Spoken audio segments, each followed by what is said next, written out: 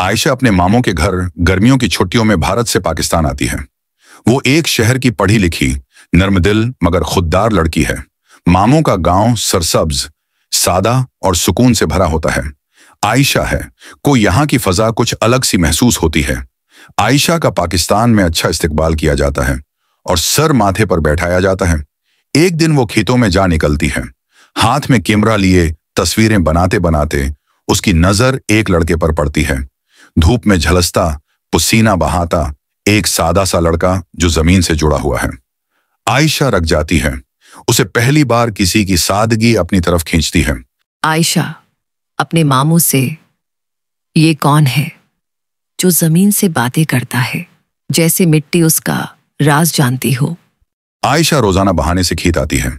कभी कहती गुलाब चाहिए, कभी कहती फोटोग्राफी के लिए खेत में रोशनी अच्छी है।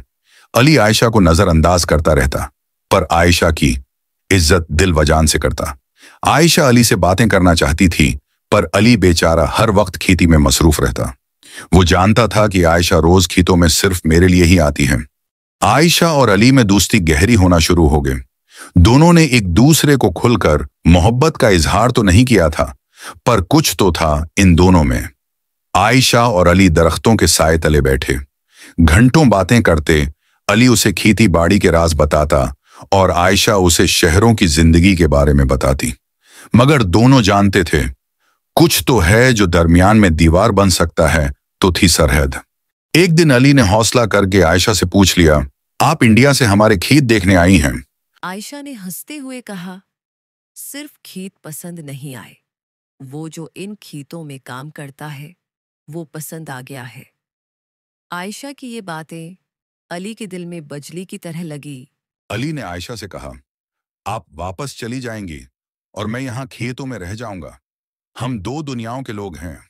आयशा ने अली से कहा, अगर मोहब्बत एक हो तो दो दुनियाओं को एक होने से कौन रोक सकता है। आयशा पूरी पर एतमाद थी कि वो अपनी मोहब्बत हासिल कर लेगी। आयशा की वापसी का वक्त करीब आ गया। आयशा के वालिद ने आयशा से कहा, बेटा बहुत दिन पाकिस्तान रह लिया है, कल हमारा वीजा खत्म हो जाएगा, इसलिए अपनी तैयारी कर लो, कल हम वापस जा रहे हैं। आयशा की आंखों में नमी आ गई। अगली सुबह आयशा वापसी के लिए तैयार थी, पर वो सिर्फ अली की तरफ देख रही थी। अली आंखें बंद करके खड़ा था। अली के अंदर हौसला नहीं था कि वो आयशा को जाता देख सके। आयशा भारत वापस चली जाती है, मगर उसकी आंखों में वही खेत, वही लड़का।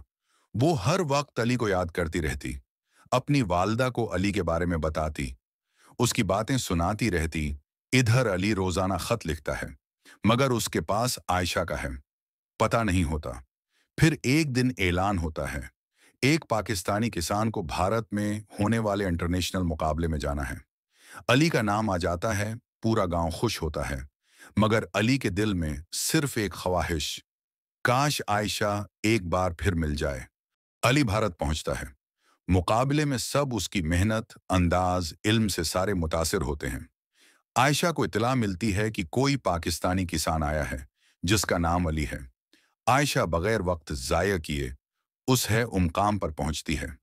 दोनों की नजरें मिलती हैं, वक्त रुक जाता है।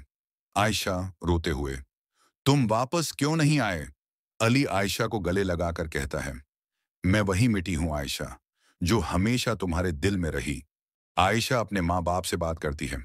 शुरू में वो मुखालफत करते हैं, मगर फिर दोनों की सच्चाई, खुलूस और मोहब्बत के आगे झुक जाते हैं। आयशा के वालिद अली के माँ बाप को इंडिया मधऊ करते हैं, जहां कानूनी अमल मुकम्मल किया जाता है। अली और आयशा की शादी बड़ी धूमधाम से की जाती है। शहर के बड़े बड़े लोग भी शिरकत करते हैं। अली आयशा को लेकर पाकिस्तान हो जाता है, जहां दोनों हंसी खुशी रहते हैं।